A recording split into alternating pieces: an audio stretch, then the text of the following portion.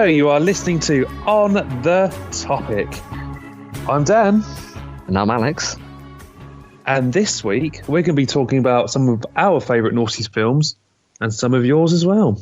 We are the same podcast, just different name. So under the Weekly Roundup, we brought you your favourite 90s films as well. Yeah, we did. We had great fun with that one, actually. Lots of listening interaction. And we took plenty of trip down memory lane, Dan, didn't we? We did. And I'll tell you what, there's something just brilliant about the 90s. It was just such a different time, and you don't get away with that sort of stuff now, in the movie and TV world.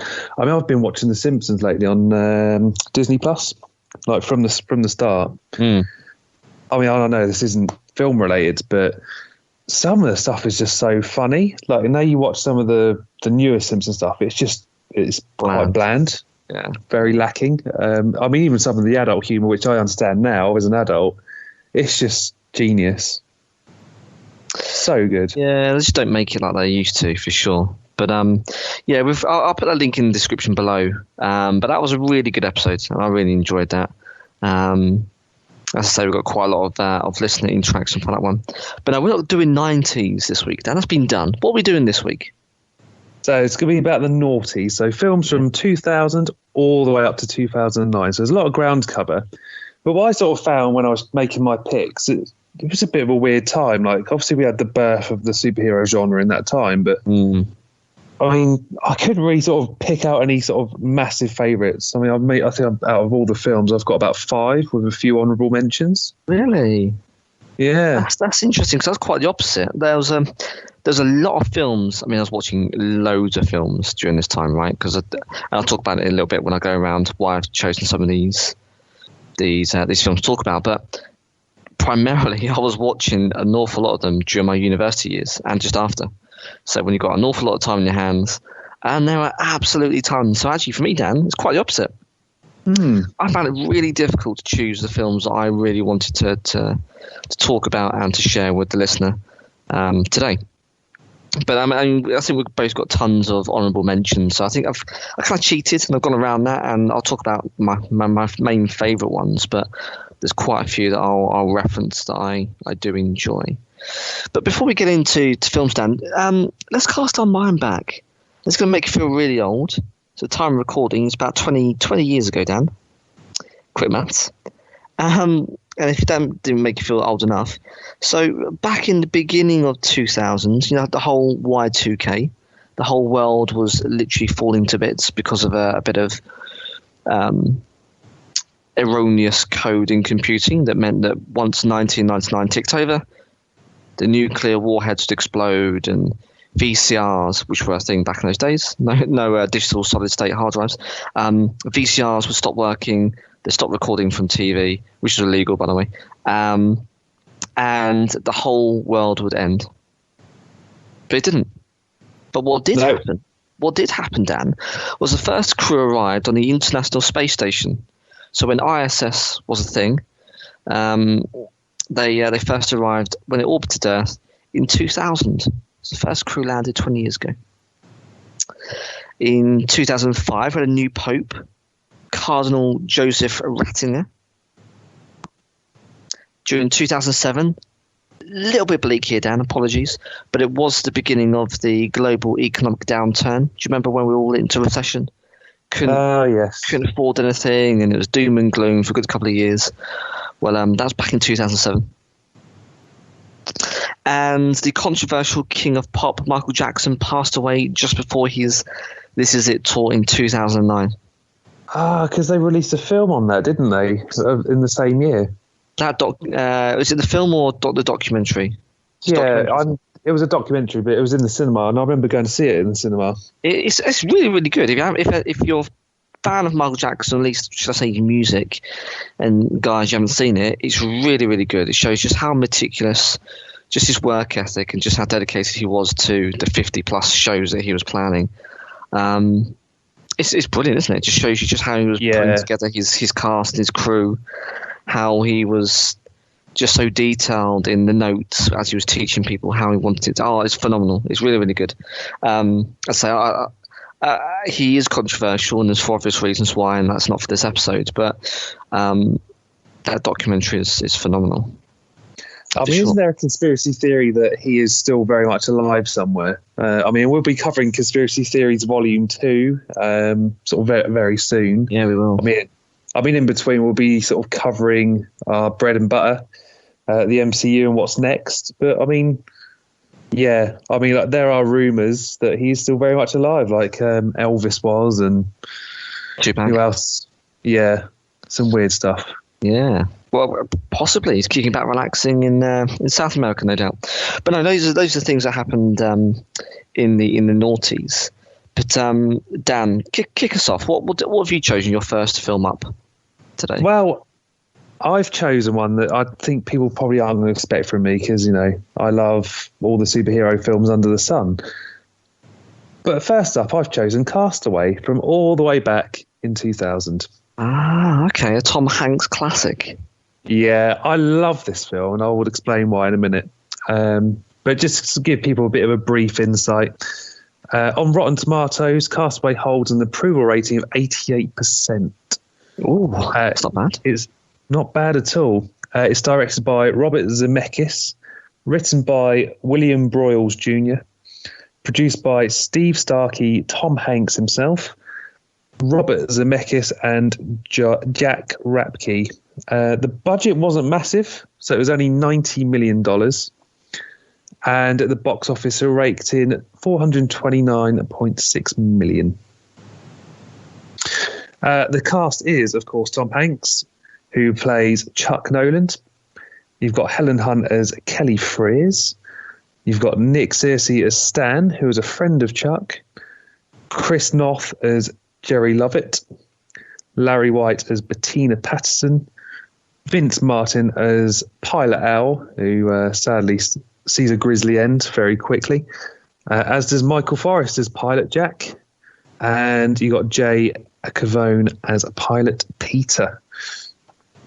Now, this all starts in 1995 when Chuck Noland, who is a time-obsessed systems analyst, travels the world resolving productivity problems at FedEx depots. He is in a long-term relationship with Kelly Frears, with whom he lives in Memphis, Tennessee. Chuck's busy schedule often interferes with their relationship, so much so that during a family Christmas dinner, Chuck is summoned to resolve a work problem in Malaysia. Flying through a violent storm, his FedEx cargo plane crashes into the Pacific Ocean. Chuck escapes in an inflatable life raft, though the raft's emergency locator transmitter is ripped off. The next day, Chuck, in the damaged raft, washes up on an uncharted and uninhabited island. Couldn't get my words out there, Alex. Put your teeth back in. Yep. FedEx parcels, all full of useful items, all wash up on the shoreline, and there's just one which has a pair of painted wings on it, which he actually doesn't open until I don't think he opens it at all, because he actually tries to deliver it to the person it belongs to. Yeah. Spoiler alert at the end. Yeah, sorry about that. He gets off the island. I mean, it's full of so many good moments. Like I've tried to pick the films that I sort of find memorable from this time. I mean, of course, you got Wilson, the volleyball, which he sort of creates by accident. You're on an island on your own. Yeah, I mean, arguably, he is the star of the film, Dan, isn't he, Wilson? Yeah, I mean, it's such a different film to, I suppose, what you'd usually be used to. It's all driven by Hanks himself on an island, on his own. Sort of, he's living in hopelessness, really. I mean, there's lack of food, water, shelter, say company. But it's when he's creating the fire, and he really cuts his hand. He gets angry, starts throwing things across the beach, and then he grabs Wilson, the volleyball, which leaves the bloody hair mark. He throws it, but then he starts to draw a face on it. And Wilson's with him throughout most of the film. Yeah, they're friends forever. Not so... it's not a feel-good film, I guess, unless you sort of look at it towards the end. You say he's sort of living on his own on an island, and he's got an abscess on his tooth, and there's like this really grisly moment where he's got a it's an ice skate, isn't it? And he sort of puts it in his mouth and just knocks it, and then it sort of cuts to 4 or 5 years later. Yeah, it's yeah, I don't think you're selling it down, but yeah, it's a good film, and I guess it puts you in the shoes of if that will happen to you, if you've already done that through the proceeds of Lost, the TV show, which apparently was based upon this premise of the film.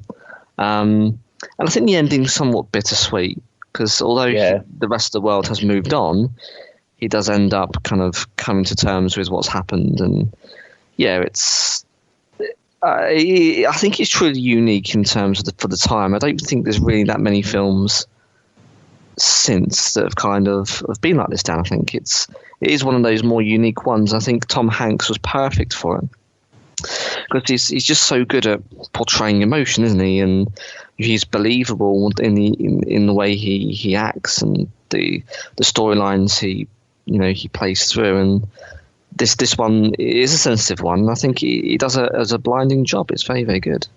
What's the film with Matt Damon in? I mean, this is a few years later, but the one where he's on Mars. Funnily enough, called The Martian.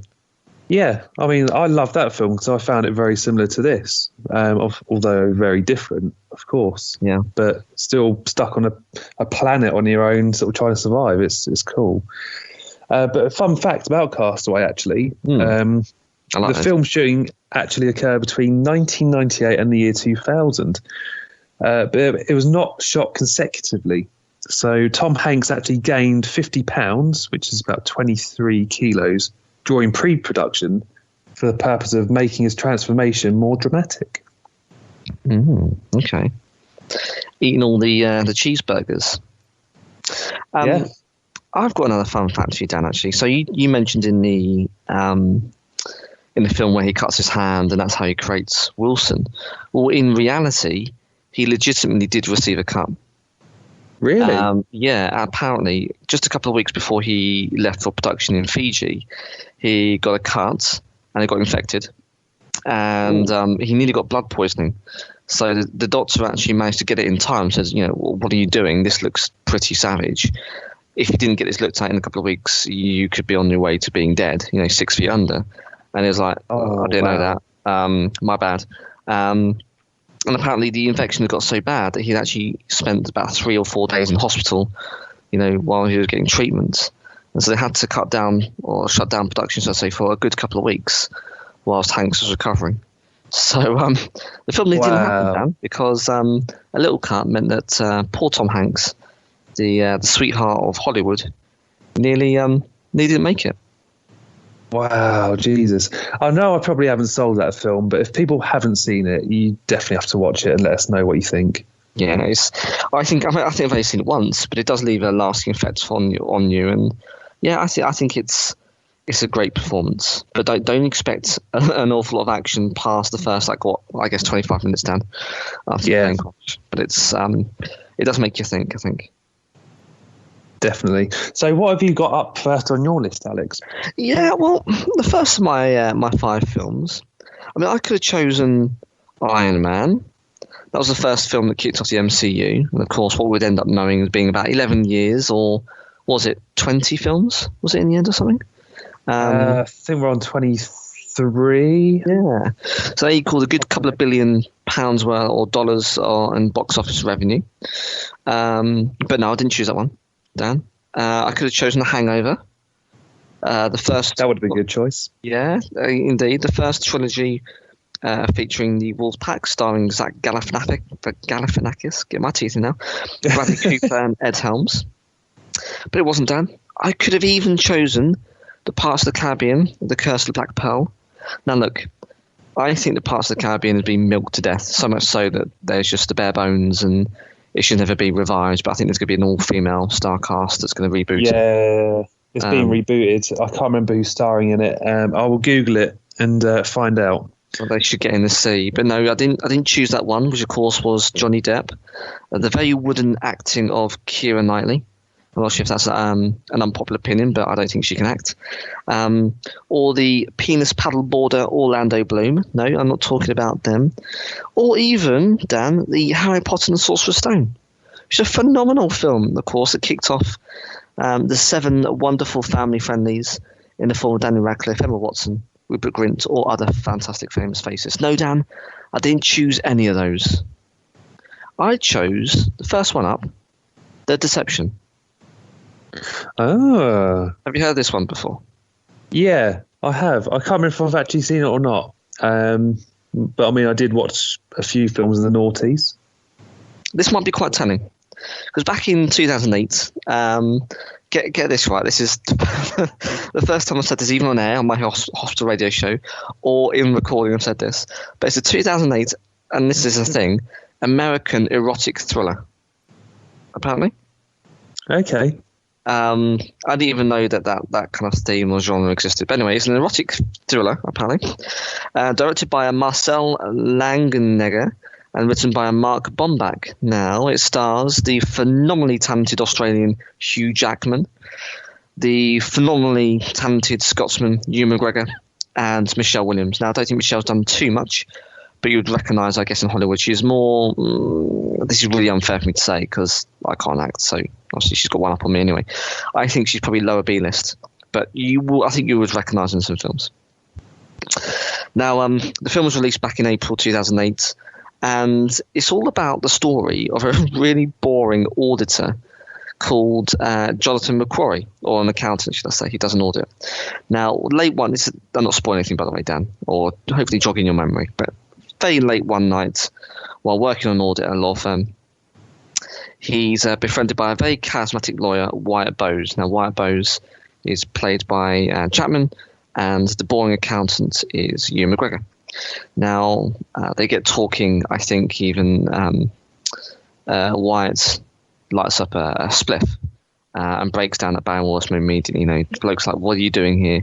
You're a member of this law firm. What, you can't be smoking here. And he's like, chill out, it's fine, it's all good, no one's going to know. And they strike up this kind of that risque, kind of edgy relationship. So, anyway, long story quite short, they become good friends, they go play squash, they see each other from time to time as they cross paths in and out of the office during this audit. And they apparently accidentally, switch cell phones, as we know mobile phones over here in Europe. Now, the timid McQuarrie receives a phone call on Wyatt's phone from a woman who asks if he's free that night, and that's apparently code. He impulsively agrees to meet her at a hotel bar. They proceed to go back to the hotel room, and they procreate, they have sex. And in the morning, he realizes that Wyatt is part of an exclusive sex club. Now, that in itself sounds like quite a lot to handle, but actually it gets a little bit more deep, and there's other motivations, and not as all as it seems. And there wasn't a mistake with the mobile phones. And I personally think, and that's why it's one of my top 5, I think it's a really well written film. I think there's some really good twists, even if the critics didn't, but I'll get to that in a sec. Now, box office takings was pretty slim. Apparently, domestically, only took $20 million.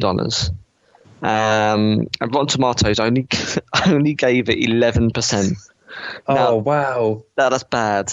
But they say that it's a very simple storytelling and you could foresee the plot twists. And even if that's the case, I still think the characters are quite believable. And I really like the storyline. It is edgy. It's not gratuitous. And I think it's a great ending. I put it up there as almost alongside, say, Swordfish. Now, Swordfish, I think, was done in a similar time. I think it was 2000. I know it wasn't telling lies. Swordfish was 2002, I think. And that stars Hugh Jackman. But that's got a very good twist at the end. I think this does too, personally. But the critics didn't think so. But that's my first one. So if you're looking for something a bit different, it sounds like Dan and I are both coming out the starting gates with not a superhero film, not an action film, but something entirely different. He's chosen, obviously, what would you call Castaway? It's not a thriller. It's probably more of a drama, isn't it? Yeah. Is it a drama as such? Yeah, I guess it's a drama. Let's go with drama. So you've chosen a drama. I've chosen a erotic thriller. If you were downloading this episode and streaming it, you may go, what have I literally just started listening to? This doesn't sound like Alex and Dan. And you might be right. But stay tuned for my other 4, because I promise it does sound more on brand. But if you haven't seen it, I think Deception is really, really good, and I really enjoyed it. So, Dan, if you're trying to remember this one and you've got a spare probably an hour and 50 minutes, I would recommend going to watch it. And look, listen, if you haven't seen that film, I think it's worth a watch. And if at the end of it you go, Alex, that's garbage, great, let me know in the comments on the social medias, drop us a voice message, let us know. But otherwise, that is my first one of this episode. Before I go into my second choice, just going back to the Pirates of the Caribbean reboot. Oh, yeah. The Getting the Sea. Getting the Sea. But the rumours are Margot Robbie and Karen Gillan So, to be cast. The only problem I have with that is, though, is it's almost like the Ghostbusters reboot. They're throwing an awful lot of A-star type talent, and I just don't think anyone needs it. No one needs a Pirates of the Caribbean unless it's Disney trying to churn up some more money. But anyway, sounds about right. We shall see. I mean, poor Johnny Depp's needing to stay out of the limelight in a minute. And then coincidentally, I think he's been house hunting down here on the south coast of the UK, Dan. He's been sighted just down the road. So hopefully finds a new abode and enjoys, no doubt, some restful time out of the limelight. But yeah, I don't think we need another Pirates of the Caribbean, in my humble opinion. But yeah, interesting stuff. Right, so my second choice is a Will Ferrell film, and you're probably thinking, well, Dan, it's obviously going to be Anchorman. Obviously. It's not. And then you're probably thinking, well, it must be Blades of Glory. I can see where you're going with this. It's not. I've chosen Step Brothers from 2008. Oh, I was going to say Elf, because Elf actually was released in the same decade. It was 2003, if I recall. I think so, and that nearly made my list. Oh, I don't know how it didn't make mine, actually. Now we've sort of said it's in that same era. But no, that's a good film. I mean, it's very rare that you'd find a poor one by that actor. But no, tell us why you've chosen that one, Dan. Just give people a bit of an insight. So on Rotten Tomatoes, it's an average rating of 55%. But do you know what? That doesn't put me off. No. It is directed by Adam McKay, produced by Jimmy Miller and Judd Apatow, story by Will Ferrell, Adam McKay, and John C. Reilly. I mean, the budget wasn't huge. It was only $65 million, but unfortunately at the box office, it didn't make a lot of bank. It only made $128.1 million. Cast includes Will Ferrell, John C. Reilly, Richard Jenkins, Mary Steenburgen, Adam Scott, and Catherine Hahn. So the story is Brennan Huff and Dale Doback are immature adults still living at home. Brennan lives with his divorced mother, Nancy, and Dale lives with his widowed father, Robert. Robert and Nancy meet, fall in love and get married, forcing Brennan and Dale to live with each other as stepbrothers. People say that Anchorman is the most quotable Will Ferrell film. For me, it's not. It's actually Step Brothers. I do agree with this, especially in the final third of the film, I think. Yeah, it's just got so many good moments because they sort of start off as sort of enemies, I guess. They sort of hate each other. There's a great moment where Will Ferrell goes on John C. Reilly's drum set, goes back downstairs. He's on the sofa, and then John C. Reilly walks in. He's like, "You're sweaty," and Will Ferrell's like, "Yeah, I was just watching Cops." Goes upstairs and he can see his drum kit sort of out of place, and then they have a fight which leads them out onto the lawn and knocking each other out with a baseball bat and a golf club. Yeah, but it's an odd film, an odd kind of setup, but it just works perfect with those two actors, doesn't it? It's so silly, it just works absolutely fantastically. Yeah, they become friends in the end, and there's a great moment where they're going through job interviews together. It's just hilarious. I think there's a job interview where they go in and Seth Rogen is interviewing them for, I think it's just like a cleaning job or something. And John C. Reilly does this massive fart, and Seth Rogen's like, "Is that ketchup? Tastes like onions." or something like that. I can't really remember. It's just such a ridiculous film. At the end, so feel good. At the end, when they reconcile and they meet like a year later or something at the Catalina wine mixer, which if anyone's kind of familiar with that name, then they'll know exactly what it is immediately. And if you don't, you might go, well, "What the hell have you just said, Alex?" Those sets of words make no sense whatsoever. But it's a phenomenal kind of final scene, isn't it? Where the whole cast get back together, and it is feel good at the end, isn't it? They come together, even if not actual brothers by law. They reunite and they have one final kind of singing session. It's great. It's so good. Ferrell and Riley have actually talked about a sequel. Riley had the idea. McKay was also interviewed about the possible sequel, and he said, "We're kicking around the idea of Step Brothers 2. We feel like there's way more fat to be mined there. While it isn't quite the legend that Anchorman is, it has built kind of a nice following. We think it would be a pretty fun one. Don't know how I feel about a sequel because Anchorman 2 is shite." Yeah. There, I said it, get in the sea. It will never touch the first film, I don't think. No, 100%. And I think the way in which they've told the story of the two brothers, I don't think you need to do anything else.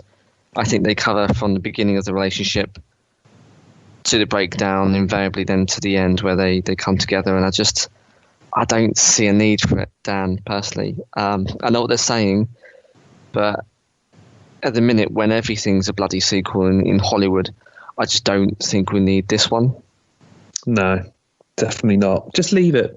It's a classic in its own right. It is so good. It just doesn't need to be revisited again. I think, as you say, it sort of ran its course with the first film. Boats and Hoes. Boats and Hoes, indeed. What is your next choice?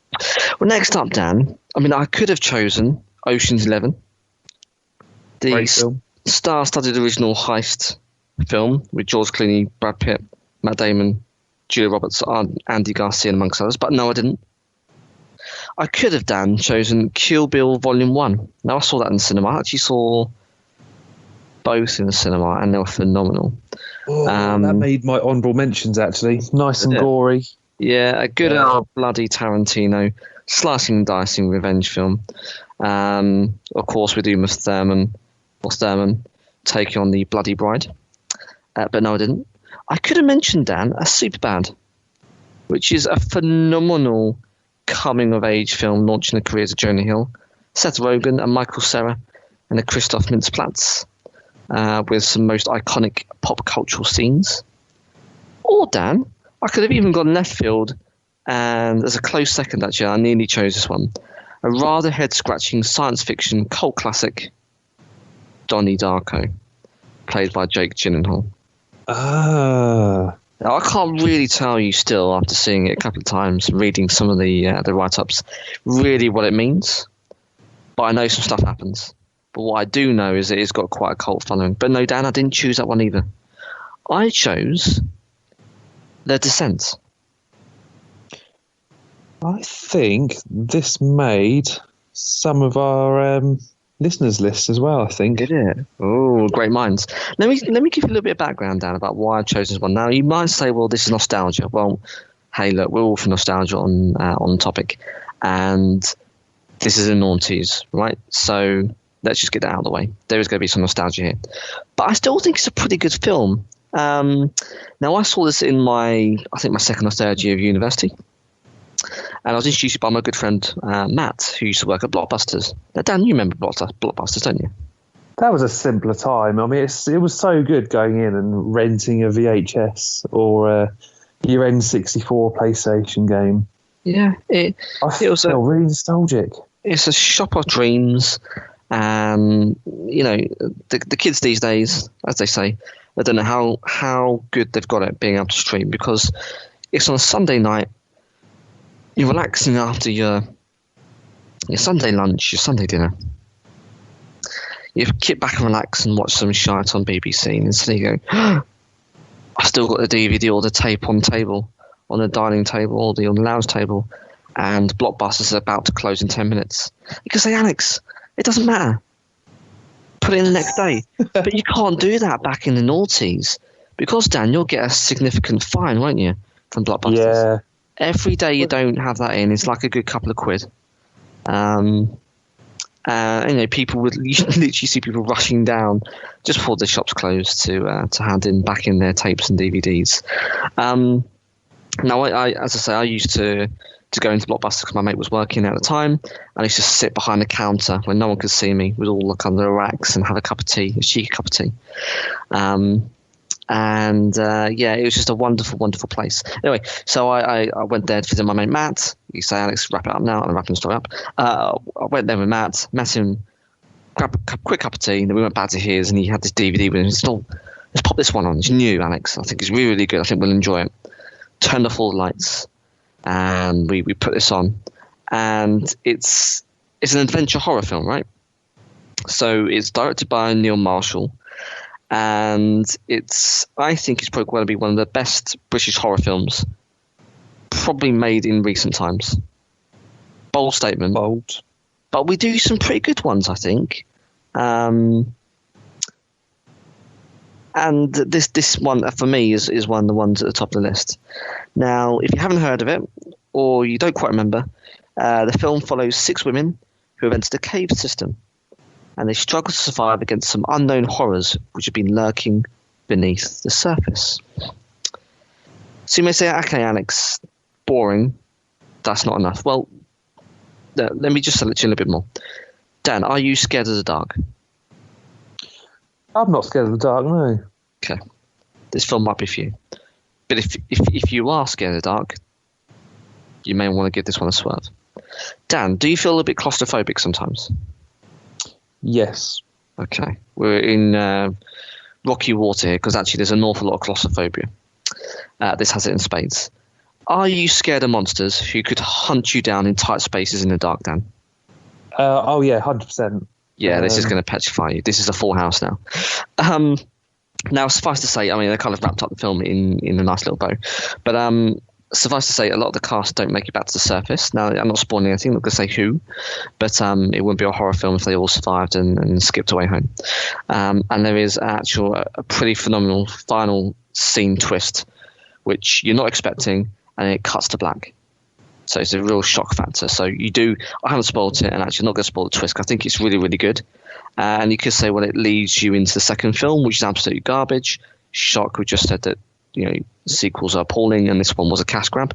But no, it's a really, really good film all the way through to the end.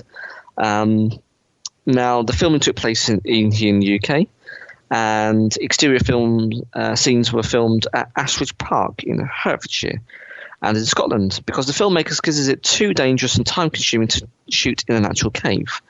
Makes sense, too close and too dangerous. And interior scenes were filmed on sets between Pinewood Studios and other locations.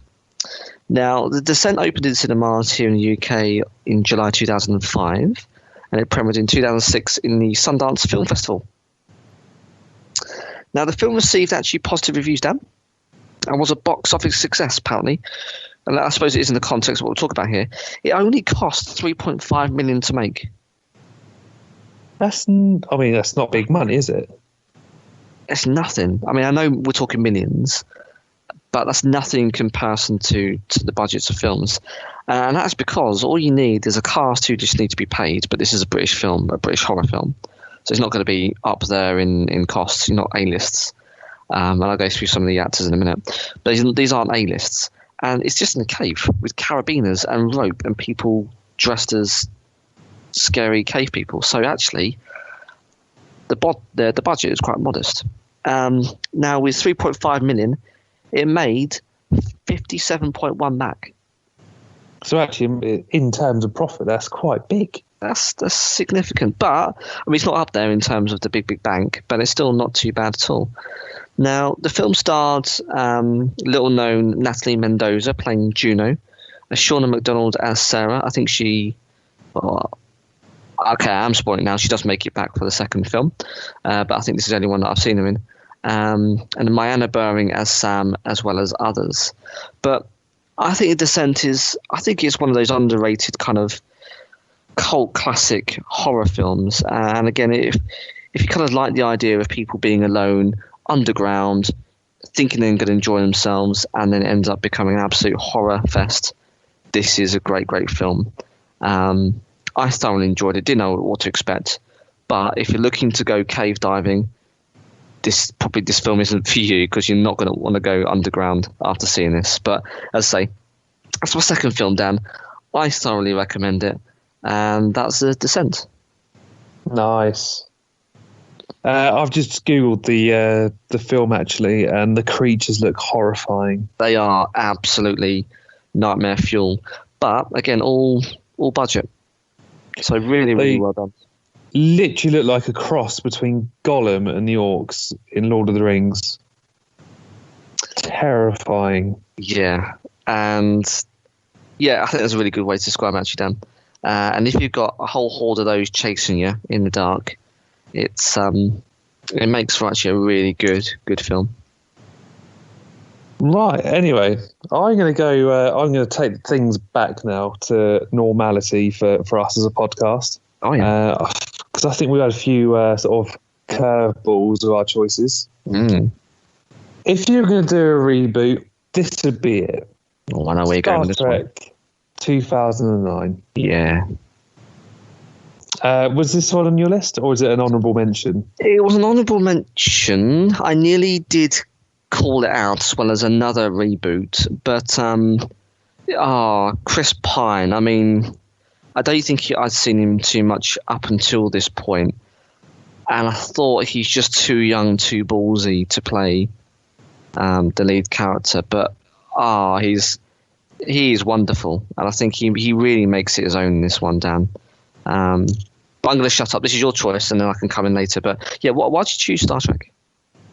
I mean, it's directed by J.J. Abrams, who I suppose I'm quite fond of him as a director. I mean, I think the only problem is he gets a little bit bored when he's doing things like I sort of mentioned Lost and Fringe, for example. Yeah, you can tell when he sort of jumped on different projects as everything else sort of goes a bit stale. But hey, it is what it is. But I like Abrams, and I think he did a good job on Star Wars as well. Unfortunately, he had to try and rescue the disaster that was Episode 8. Still trash. Yeah. Watched it a couple of weeks ago. Still regretting it. Produced by J.J. Abrams and Damon Lindelof. Written by Roberto Orci and Alex Kurtzman. Now the budget was 150 million, and unfortunately it didn't make quite a lot at the box office. It only made 385.7 million. But I mean, the cast is phenomenal. I mean, I loved watching the original Star Trek growing up with my nan. William Shatner, Leonard Nimoy, etc., etc. I mean, they got the casting so right with this, I think, and that's probably why it won me over. 100%. You've got John Cho, Ben Cross, Bruce Greenwood, Simon Pegg, who I thought was phenomenal in this as Bones. Yeah. No, he wasn't Bones, was he? No, he was Scotty. No, Scotty. Bones, that's right. was Carl Urban. Yeah, Amazon's The Boys star Carl Urban, who, again, is quite left field, but he does such a great job. Talking of The Boys, started season 2 yet? Episode 2. I've got waylaid with a couple of other series that I'm watching, but it's good.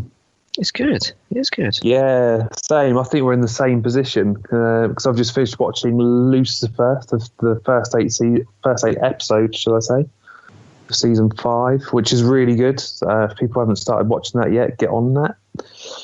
But anyway, back to the cast. I'm digressing. You've got Winona Ryder. Zachary Quinto does a great job as Spock. Yeah. Zoe Saldana. Sadly, the late Anton Yelchin, who was brilliant as the Russian guy. Eric Bana as the villain. Oh yes, what's the villain's name? Nero. Yep. And of course, the legend, the late Leonard Nimoy himself, was in there as an older Spock. Indeed. I mean, it's a very simple synopsis.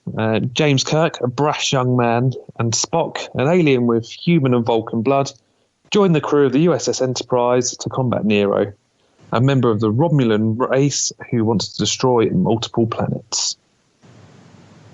But, I mean, for me, it just sort of captures the nostalgia of the original Star Trek for me. And that's probably why I love it so much. Yeah, I think the storyline, I mean, I think this Star Trek iteration just does so well in terms of bringing on board a new audience, because it's not the hardcore science fiction TV series that people around the world absolutely love and adore, which both of us do. I think it's quite a good opportunity for people to onboard just a very simple film. It's very easy to get. You don't need to have seen an episode of Voyager or Deep Space Nine or Discovery, recent Discovery, or even Picard. You could just pick this up and just see it as a it feels bad and wrong for me to say this, but you can just pick up and see it as a Chris Pine film. And you could just onboard it and just appreciate it for what it is. Now, obviously, people who like Star Trek and the franchise and know and love and have grown up with it, like you and me, we all have a different layer and different lens to it. But yeah, definitely it's very nostalgic. But I think because of the way the plot, it could deviate from the additional films because, of course, the events of the film, well, this isn't a shock to anyone, hopefully, it's not mentioned in any other series, because what they've done is they've kind of interrupted and it's set itself on a different path, which means creativity, or creatively, shall I say. They can then go in any direction they want to, which is Into Darkness, which I think is the next one, and then Star Trek Beyond, which is the third one, which is all right. But because of that, they've actually kind of created their own kind of timeline and their own kind of set of films, which is independent and creatively free. And I think I really enjoy. I think both this one and Into Darkness, I think, are very good with Benedict Cumberbatch. I think he's great in that as well. The third one, not so much, but this one is it's a great way to onboard into the film. But as I say, if you're not interested in Star Trek, just watch it for a Chris Pine action film. It's so good, and he acts so well. And as I said, when I first heard this, Dan, I thought Chris Pine getting a C, because I don't think I really saw him in much that I thought, oh yeah, he's a great actor, but actually he's pretty good, and I think he carries quite a significant role, but makes it his own, and I think that's the key here for me. I think Zachary Quinto also captures Spock really well. I mean, again, like yourself, I thought, how can someone that played Sylar in Heroes as this big bad villain, how could he possibly pull off someone like Spock? But he does it so well and so brilliantly. I mean, I can't fault it. And it's the relationship that the two characters have, Kirk and Spock. It's cat and dog. It's like a married couple, isn't it, in the TV program? But you really do. You get bought into that relationship on screen. I just think, hopefully, Chris Pine and Zachary Quinto really do like each other in reality, because you do get a sense of that camaraderie, and they pull it off so well. And it's a complex relationship to get right in like 2.5 hours. But for me, they both nail it. They really, really do. Yeah, I mean, if Star Trek fans haven't watched this, then I'd understand why they wouldn't have done. I mean, if you can sort of get past the trademark J.J. Abrams lens flare, it's a very modern version of the original. I say there's that nostalgia for me, which is why I loved it. There's also, don't forget, in the first opening 5 minutes, there's also Chris Hemsworth. Yes, there is. Chris Pine's dad, or James Kirk's dad, should I say? Jim Kirk's dad, yeah. Not legitimately Chris Pine's dad. That'd be weird. That would be a little bit odd. But yeah, he's in it as well for all 5 minutes before then he becomes space dust. Spoiler alert. Yeah, my bad. So what is your next choice? Yeah, next up for me, well, I could have chosen, Dan, District 9. Neil Blomkamp's District 9, the bloody sci-fi film, which has kind of resonating theme, sadly, of current South Africa. But I didn't choose that. But it was a great film. I could have chosen, love it or hate him, a Tom Cruise, I think one of his finest sci-fi films, helmed by Spielberg, Minority Report.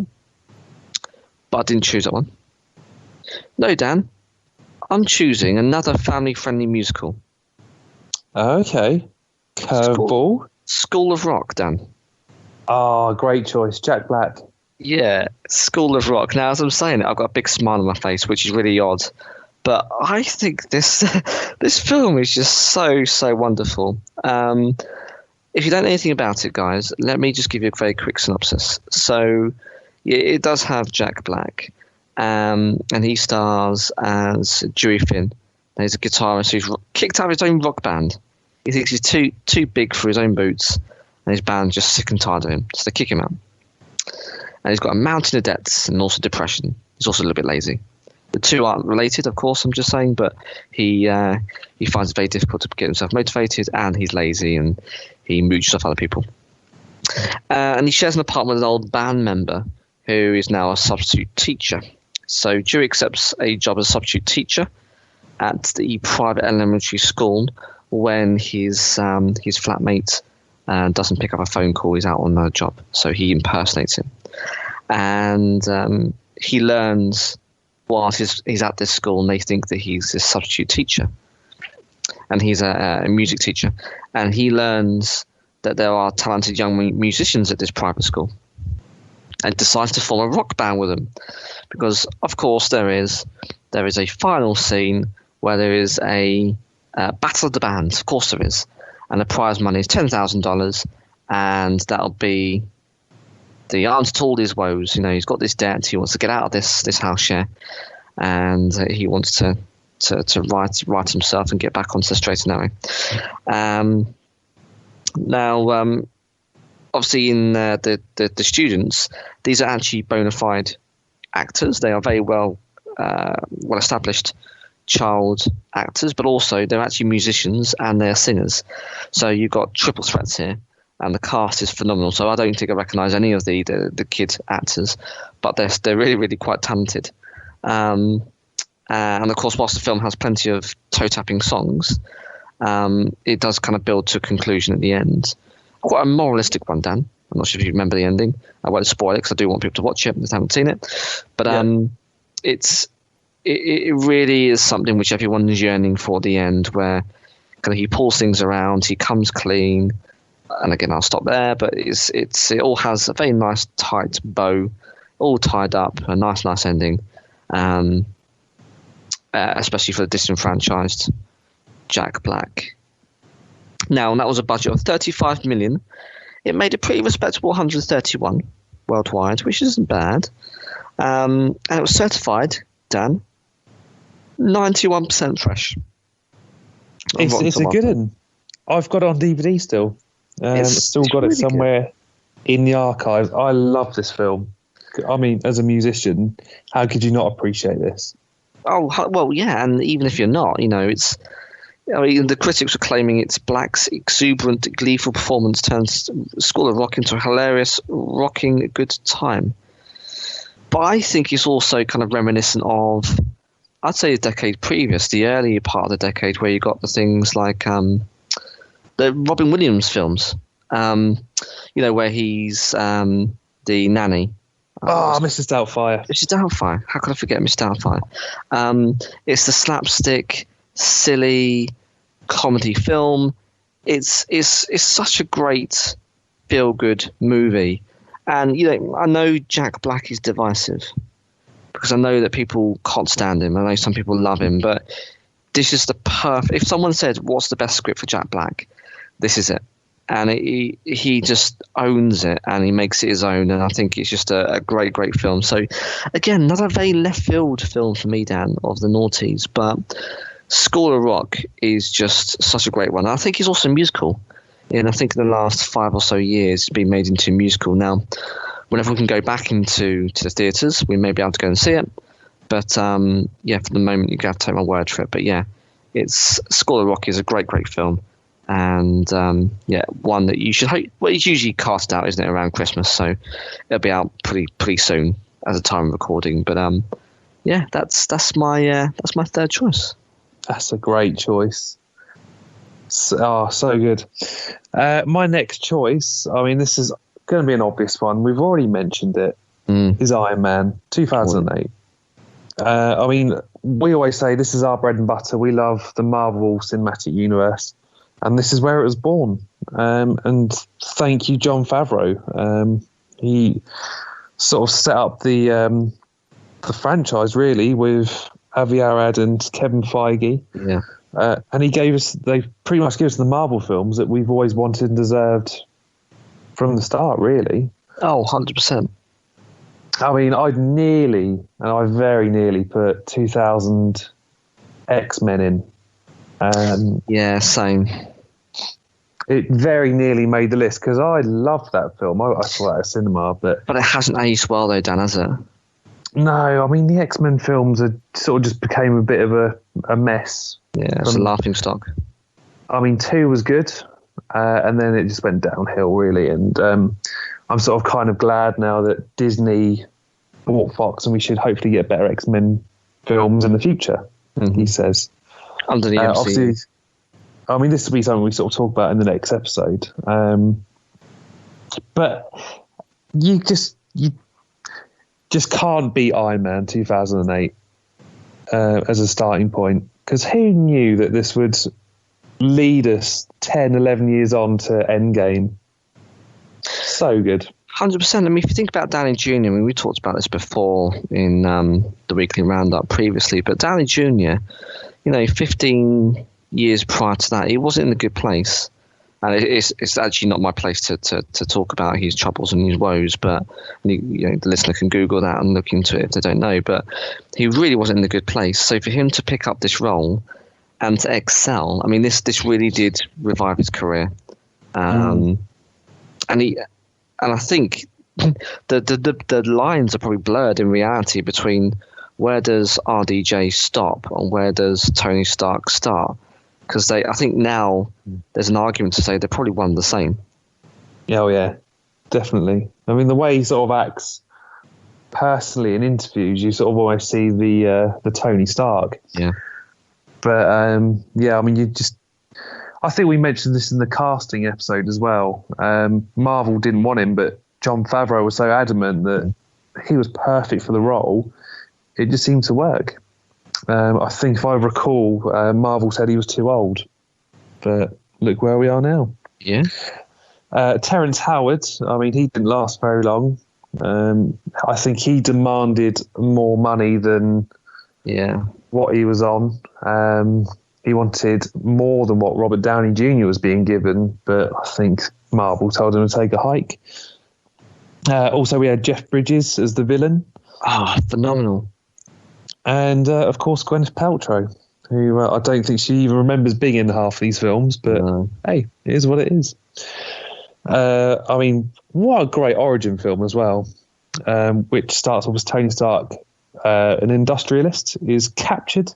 He constructs a high-tech armoured suit to escape. Obviously, he's got all the bits of shrapnel in his chest where the bomb went off. And he's got to create the arc reactor to stop these shards going into his heart. He decides to use his suit to fight against evil forces to save the world. So he actually does a 180. He's like, well, I've made these weapons and I'm selling them to the bad guy. Well, do you know what? I'm going to make this suit to protect the world. It's just a great way to kick things off. Yeah. Really. And it's not... This sounds silly when I say it out loud, but I truly mean I don't think it's a superhero film that we know now. It is a superhero film, and it is obviously of a well-known character, but I think if you're not interested in the comic books, this isn't like, spandex, flying through the air. This is about someone who's come to terms with his legacy and what he's done as his choices and his decisions, because he's a businessman, and trying to make good on those. And that's all it really is as a core film. At the end, he's built a suit of armor, of metal, and he flies, and he has repulsor rays coming out of his hands. But it's not. I don't think, at least in comparison to 10 years worth of films, it's not kind of your superhero film like we know now. I think it's anyone could on board and watch and enjoy it for what it is. And I saw it very recently. With Disney Plus, I've started to go through the whole back catalogue of the MCU, trying to go through in order. And I think it's still masterfully directed and wonderfully written and perfectly acted, Dan. I mean, okay, Terrence Howard, I still think he did a good Rhodey. It's unfortunate his greed got the better of him. He should have had the foresight to know that he could have obviously gone to greater and bigger things. But nonetheless, I mean, everyone else saw it for what it was, and I think it's a really, really good film. I really enjoyed it. I said the other day that I saw it, and it's still up there as one of the best, I think, for sure. Yeah. Also, to that point, I think Marvel Studios is much like the comics. They go that little bit deeper into the character, and it gives you that little bit of background, and it sort of fleshes out the character, as opposed to, you get the X-Men. It's like, well, I mean, this is Wolverine. He's got claws. Yeah. Brilliant. Cheers for that. And then they did an Origins film, which was absolute shite, which belongs in the sea. Poor Ryan Reynolds. But yeah, I think this is probably, again, I sort of say this like whenever we talk about Marvel, but I just find it more relatable because you can sort of get that character and understand what they've been through and what they're going through. And it is rooted in, dare I say it, inverted commas, real world kind of type scenarios. They've kind of made it more relatable, I think, to the audience and just taken it straight out of the comic books, like with X-Men. They've kind of taken it to the bare bones and built it up, and I think that's why, for me, it's one of the best Origins and such a great film that I think satisfied, fans, children, adults around the world, and still does, because it's just so well positioned. But that rounds off my fourth choice. Good choice, Dan. Well, my fourth choice is probably not going to be a surprise now. Don't worry, guys. We're going to resume normal podcasting behaviours now. And, well, we've already mentioned Star Trek, so I haven't chosen that one. I could have chosen another superhero film, Dan, The Dark Knight. Which, of course, is critically acclaimed. One of the best superhero films. It is the Nolan powerhouse featuring Christian Bale, Michael Caine, and the late Heath Ledger. But no, I'm not going to choose that one. But that one is a fantastic film. I could have also, Dan, gone a little bit more left field, as I've done so far on this episode, and gone with Slumdog Millionaire, which is by the UK talent Danny Boyle, featuring Dev Patel, the phenomenally acted and charismatic Anil Kapoor, and others. But I didn't choose Slumdog either, Dan. But if I did, be for good reason, because I think it's a wonderful tale that's told in that one. But no, I haven't chosen Slumdog. Dan, I've chosen probably the best, in my opinion, but potentially divisive outing of a very colourful and varied character in cinema history. Okay, I'm waiting. It's with bated breath. It's the blonde-haired, blue-eyed Daniel Craig in Casino Royale. Probably one of the better Craig films, to be honest. It's the best. The others can get in the same. Really? I prefer Skyfall. Skyfall's a good second, but it still has its flaws. But no, for me, Casino Royale. Because, I mean, so Craig, right, he was hot off Layer Cake. Layer Cake is a great gangster, again, a British gangster film. If you haven't seen that one, put us on pause, go watch it and then come back. But yeah, he's hot off Layer Cake, and straight into the shoes of Pierce Brosnan, which was the prior Bond, and a current and final iteration of that character as we know it. Now, the premise is, after earning his 00 status and the license to kill, so this is almost like it is an Origins film, but they don't dress it up as such today. So in the very first, I think it's 3 minutes, probably 50 seconds, you see him gaining his 00 status. So he's new to the job, but they don't kind of reboot it. It's a kind of a soft reboot. They just continue as things are, and I'll talk about why in a second. But he earns his license to kill, and he sets out on his first mission. It's all about defeating a private banker who funds terrorists. And the only way that he can get his money back, or to get the money, because the baddie in this one, Le Chiffre, he bets against a world event. So he's going to crash a brand new super plane, like a Boeing plane on its maiden flight. He bets against it, rigs it to blow, or tries to do a terrorist incident. But unfortunately, Bond saves the day. Good, because that's what he does. He's an MI6 agent. Bad if you're betting against it, because the event doesn't happen and the stocks still remain largely unaffected. So he loses an absolute killing. So what he does is he raises a high-stakes game in Montenegro in this Casino Royale, which is based upon Fleming's first book, which is a great read. You look past the fact it's over probably 70, 80 years old. As a story, it's still wonderfully told and very close to the detail. And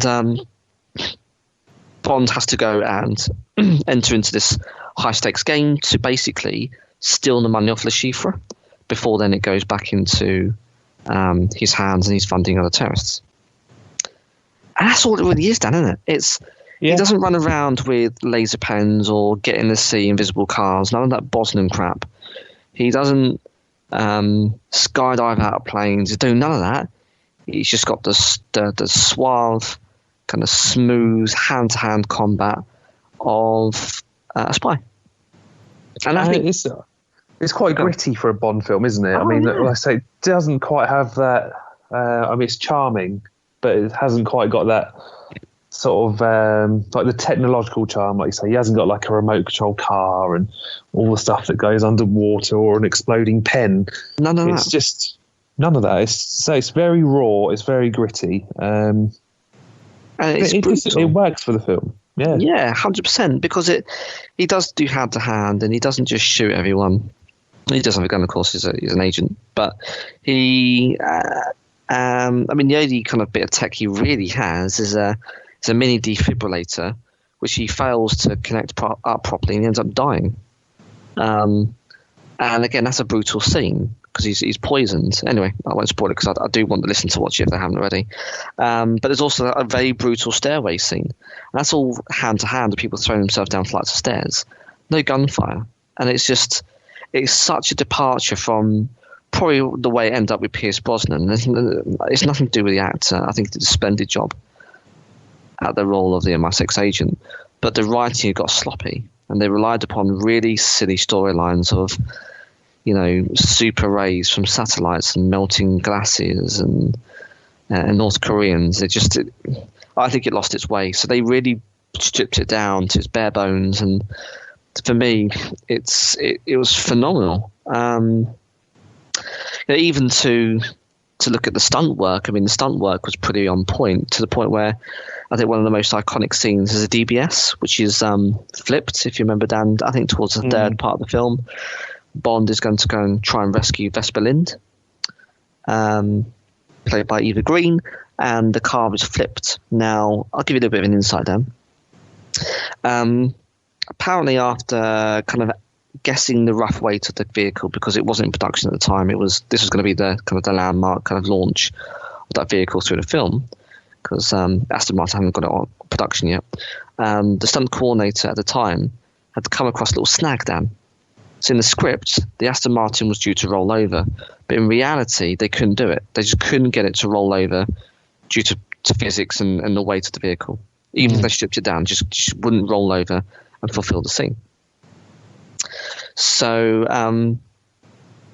to help to get around this, they equipped the $200,000 plus vehicle that's just about to go into production with a pressurized pneumatic ram for the nitrogen. And when they press the button, the ram hits the ground and catapults the vehicle up.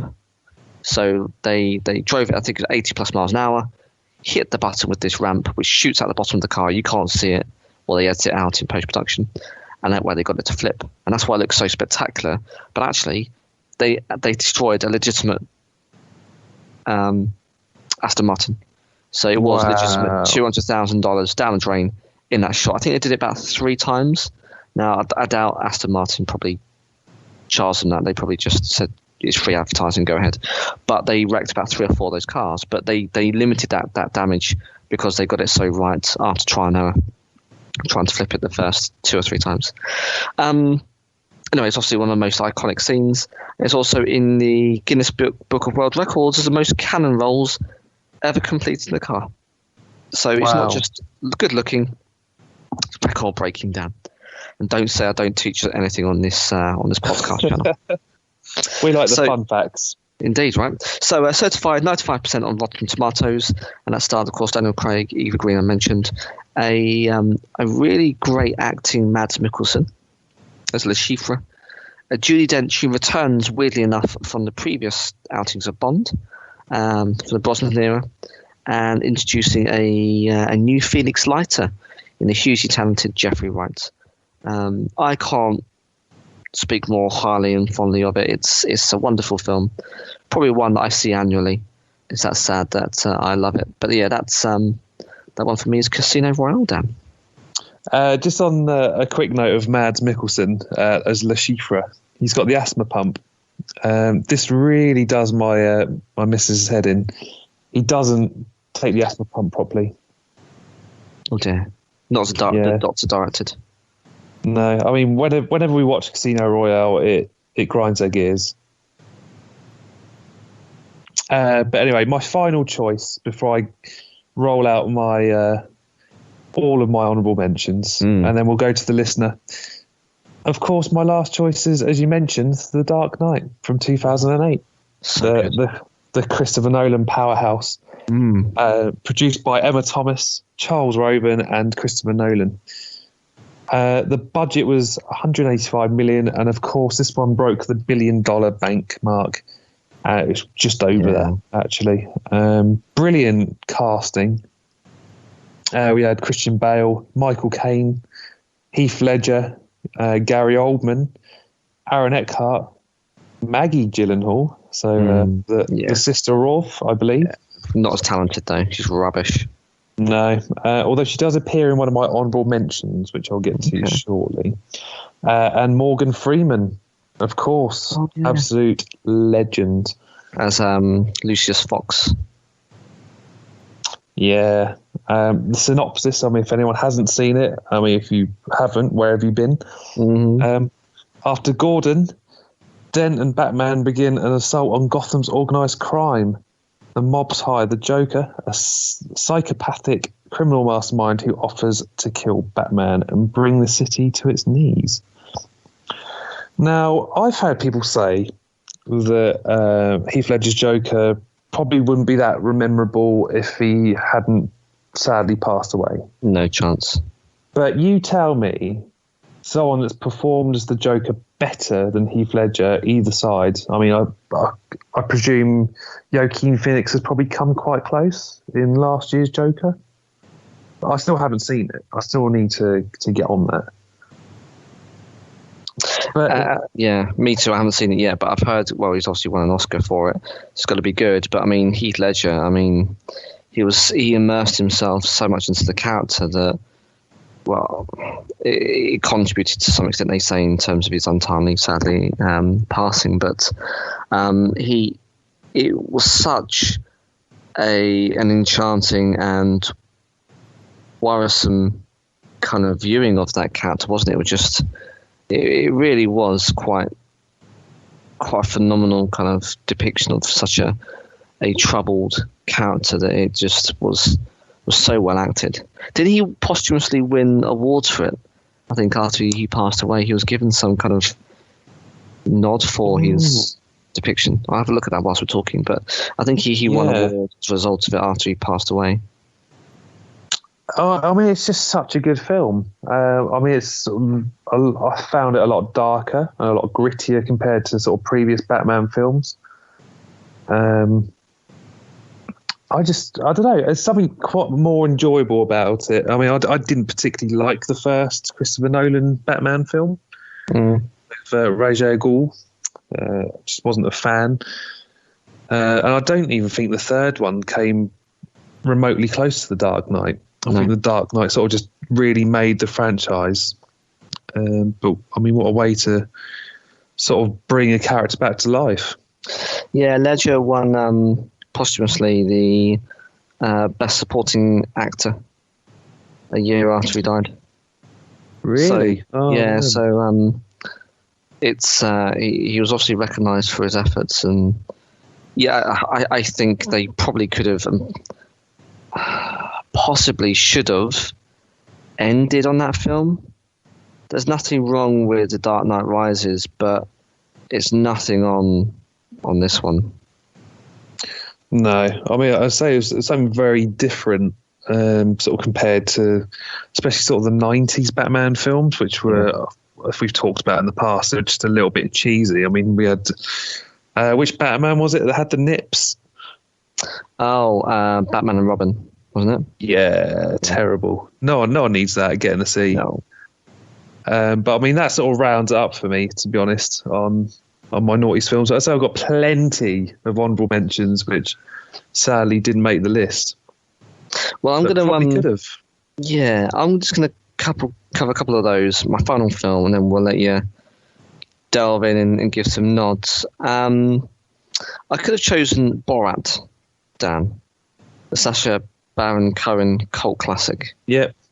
The cultural lens of America for make benefit glorious nation of Kazakhstan, and I think his new Borat films out on Amazon Prime very shortly.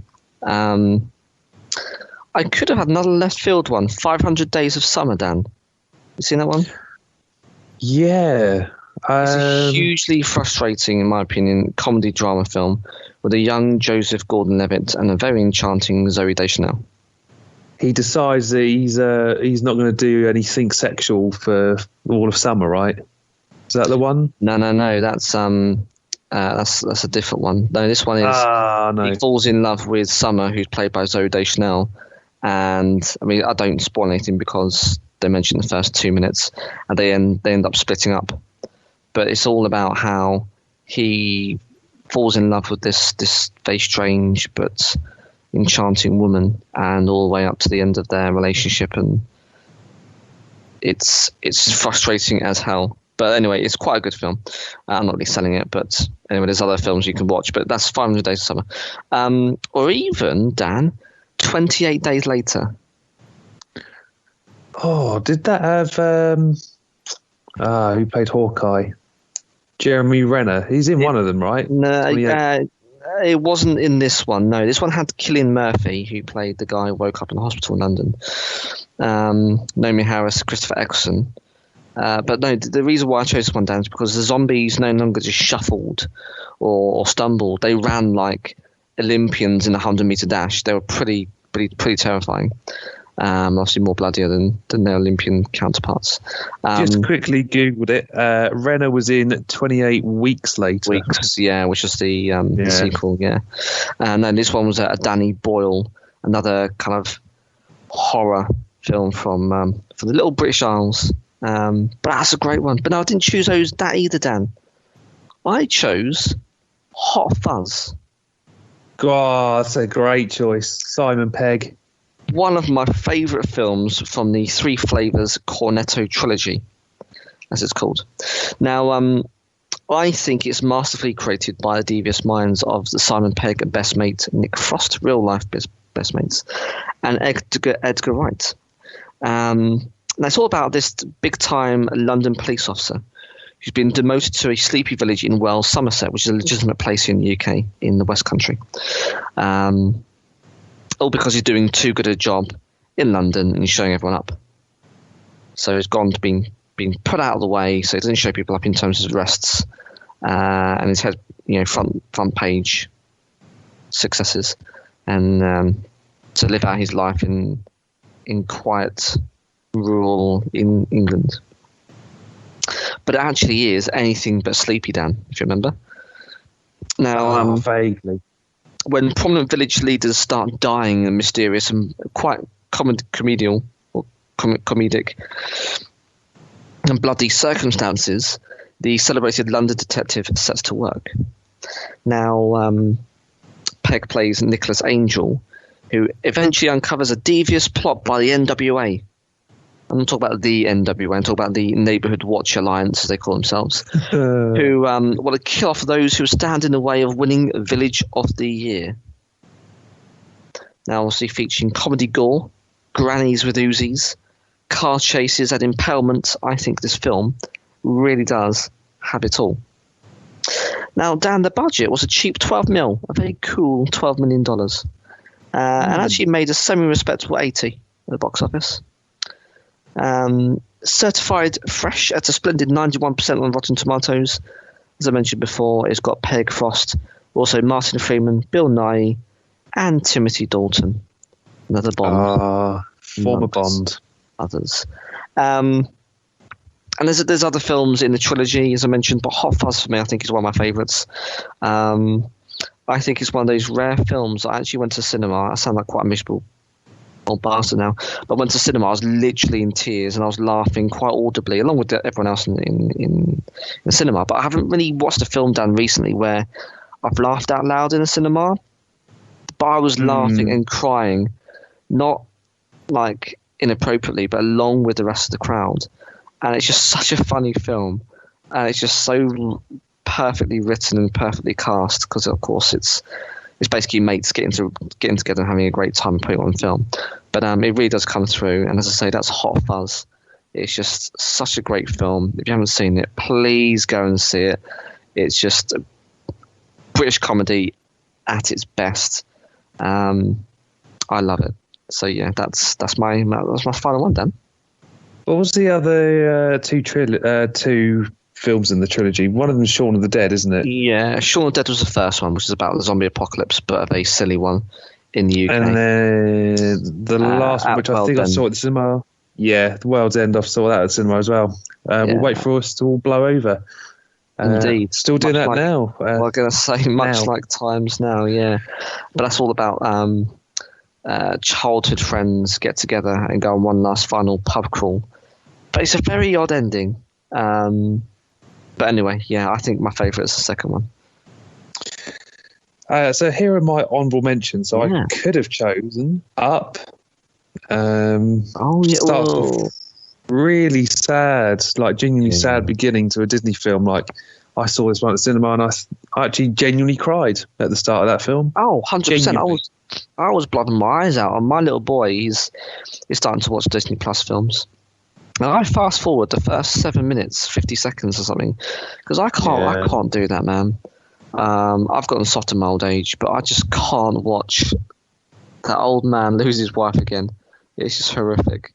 Yeah, it's so colourful and such a beautiful. The soundtrack, though, I mean, I covered this in a radio program recently. The soundtrack is just beautiful. It's just so well scored. It's just such a great film, such a great choice. If you had chosen that one, I could have chosen Russell Crowe's Gladiator from all the way back in 2002. Yeah, so good. National Treasure. Brilliant. Classic. That's on Disney Plus. Good old Nick Cage. Definitely recommend people go check that one out. 300. I'm surprised we didn't mention those in our choices. Gerard Butler, isn't it? Yes. Yeah. Gerard Butler is Sparta! Yeah.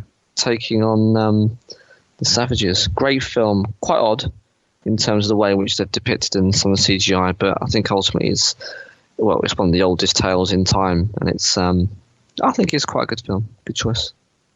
Of course, Anchorman, as we mentioned. I could have chosen that over Step Brothers, but for me, Step Brothers just edges it. Okay. Unpopular opinion. Yeah. As we mentioned earlier, Kill Bill Volume 1. We love a bit of gore. Inside Man. Oh, yeah. I saw this again, I think, for the second time a couple of months ago. Interesting one. That's got Denzel Washington, isn't it? Yeah. Do you know what we're going back to the Blockbuster story. I remember going there in 2006, and I think it was around my birthday, just before went in there with a friend, and they used to sell like the sort of second-hand DVDs. They were like, we're not renting these, aren't we? They would sell them for quite cheap. I actually picked up Inside Man and one of my other honourable mentions, V for Vendetta, on DVD that day. Also, another goodie. What else did I put on my honorable mentions? Wally, classic. Oh, right, yeah.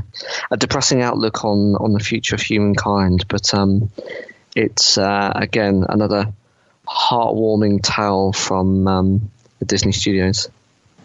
I've got the Lego set of Wally, actually, which my other half bought for me on my 30th birthday. Cracking which present. was nearly 5 years ago now. I can't believe I'm getting old. You're getting old, Dan. Stranger Than Fiction, another Will Ferrell film, which of course features Maggie Gyllenhaal. They say Maggie Gyllenhaal's a bit shite, but it's a good film. It's very weird. So Will Ferrell he's living his life as someone's writing it. And I don't want to spoil it for people, but of course at the end of this book he's supposed to die, but he needs to find out a way to stop that from happening. We love a good disaster film. If people revisit our disaster films, Day After Tomorrow. Of course, yes. Another Jake Gyllenhaal film. It's a really good one. I mean, it's wholly unbelievable. It's the peril dialed up to 100, but it's if you take it for what it is, it's quite a good watch. Tsunamis, frostbites, wolves. It's got it all. Yeah. Definitely one worth watching if you haven't already. I'm a big Kevin Smith fan, so of course Jane and Silent Bob Strike Back is on there. Surprisingly, neither of us chose Lord of the Rings trilogy. No, they are good, but they're long, Dan, aren't they? They're so long. Yeah. I'll tell you what, let's throw the question out there. What is your favourite of the three films? Just to throw that at you. What would you say?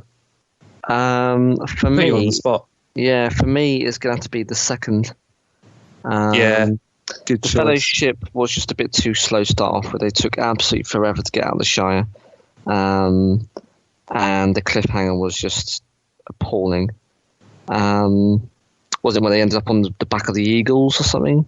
I just thought it wasn't very good. For me, the second one, I think they really started to kind of expand the roster and really get into the peril and the sheer length of the journey. By the end of the first film, you're ready for it to be ended. The whole trilogy to be ended, in my opinion. Second film, actually, you start to get more interest into just how much of an opportunity kind of lays at the feet of man and how was squandered it previously. And it's all about people banding together. And the third one is, it could have wrapped up about an hour and a half earlier. Yeah, for me, it's the second one for sure. Yeah, good choice. No, I agree with you on that one. Totally agree. It's got the Battle of Helm's Deep, isn't it, in the second one? Yeah, it's classic. I found that fight was better than the last. Oh, massively. It's more intense, and it's a siege battle. There's everything to play for. You know, kind of at the end of the third film, if you haven't read the books, and I hadn't, kind of where it's going to end. But in the second film, you have no idea. It's great directing. It's a great set of scenes on a massive scale. It's a great film.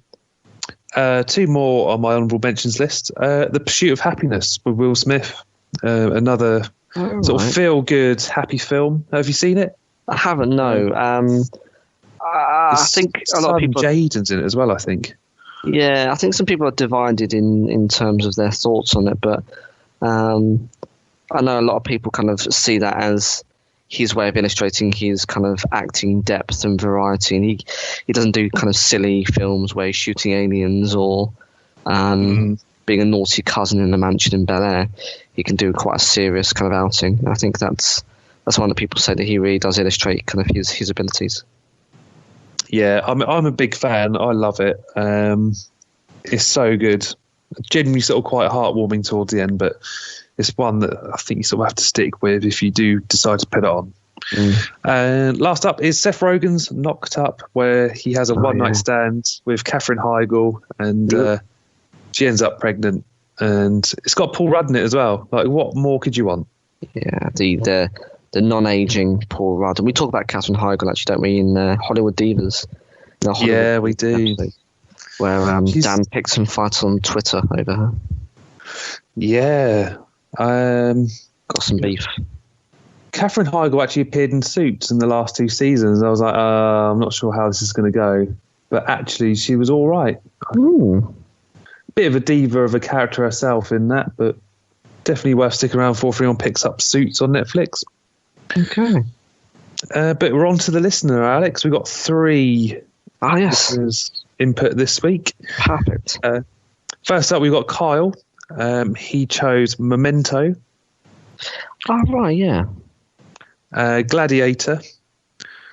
Eternal Sunshine of the Spotless Mind. With Jim Carrey. The Prestige. Now, I nearly chose The Prestige. Again, that's got some fantastic, puzzling, and confusing storylines, but it's all about 2 magicians that basically are competing. I think it's turn of the century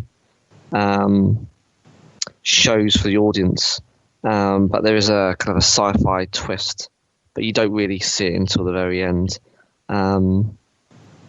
Such a great. That one's got Christian Bale's in it, and Hugh Jackman, as well as Scarlett Johansson, would you believe?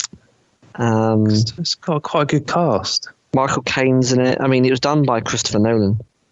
So yeah, I was gonna choose this one of my own, but then I think I've only seen it once or twice maybe, and I thought, you know what, The Deception was better for me, so that's why I chose it. But yeah, that was going to be one of my ones. So great choice there, Carl. He also chose The Dark Knight. Great choice, as we've sort of mentioned. Moon. I don't think that's one I've actually watched. No, I haven't, but I've heard some people say that's kind of a cult following as well. Inception. That was the Leonardo DiCaprio one with the dream and the dream and the dream. Is that right? Yeah, is that 2010? Yeah. Or was that 2009? I'm not sure now. It's a great film, though. Great soundtrack. Yeah. Again, Nolan, time bending. Is he or isn't he dreaming? Oh, it's a great film. Good choice. Wally, The Lives of Others. Of course, 2 Will Ferrell classics here: Blaze of Glory and Anchorman. Oh yeah. Into the Wild. Interesting choice, actually. I've only seen this film once. It's written by Sean Penn. It's about a guy that goes to live out in the wild on his own. It's got a genuinely quite a sad ending for the character. I don't want to spoil it too much. Have you seen it? No, but I know some of the background. This is based on a real world story. It's biopic.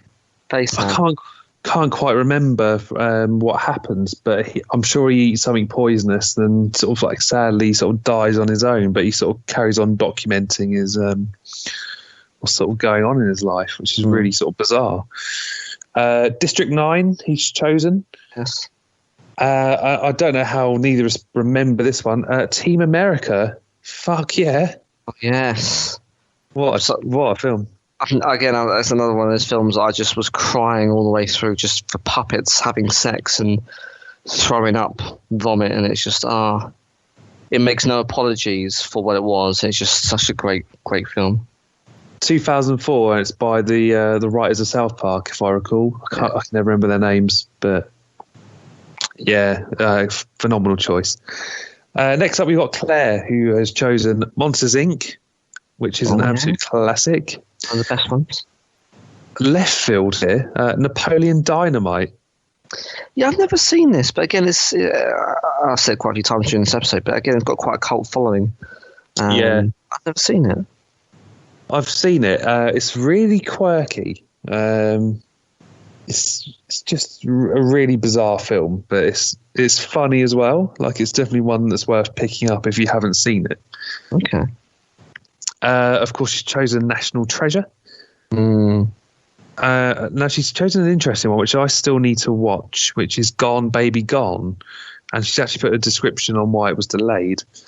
It had to be delayed because it was due to come out at the same time Madeleine McCann went missing, and the young girl who goes missing in the film is a doppelganger of her. So that's a bit awkward, but might have to be one that's we check out for homework. She's also chosen Frost Nixon. Step Brothers, Never Gets Old. I didn't want salmon, she's put in brackets. And obviously Iron Man.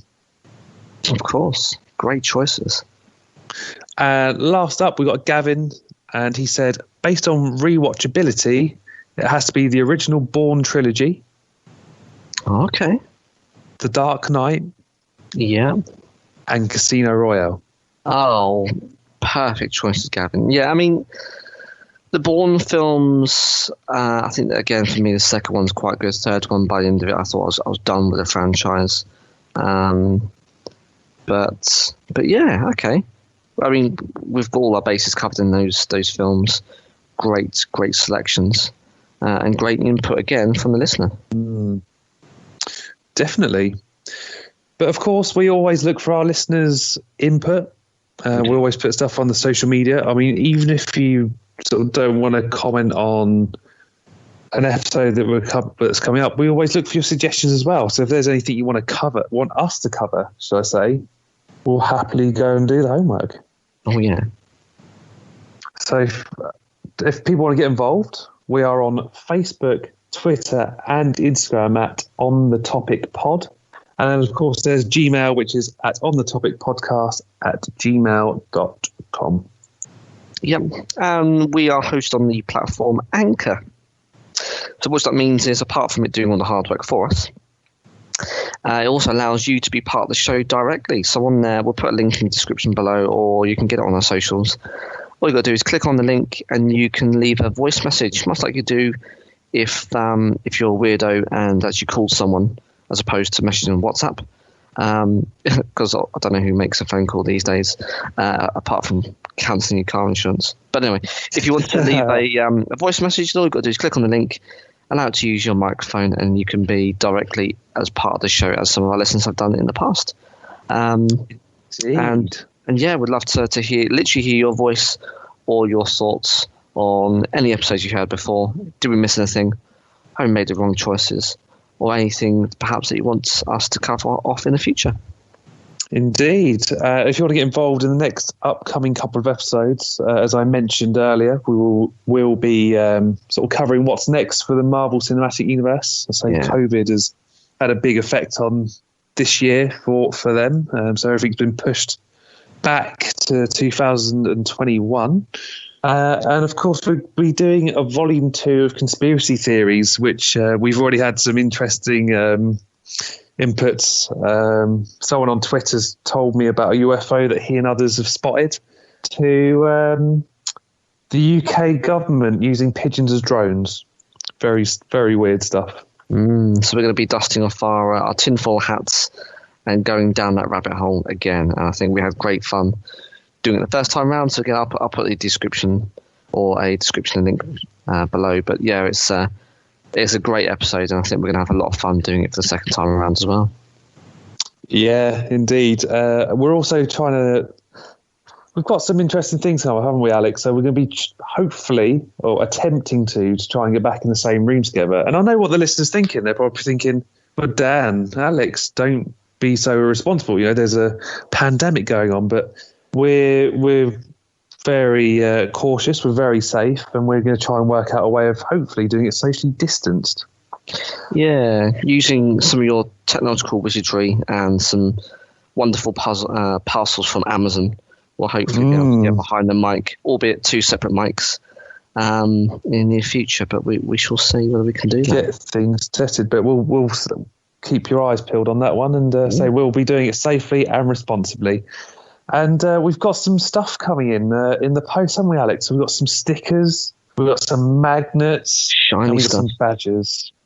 So keep your eyes peeled, and we'll be running, hopefully, a competition in the near future. Oh, yes. So we'll be looking for your involvement on that one as well, and I will be posting out some bits and pieces to you if you've been lucky enough to win them, I guess.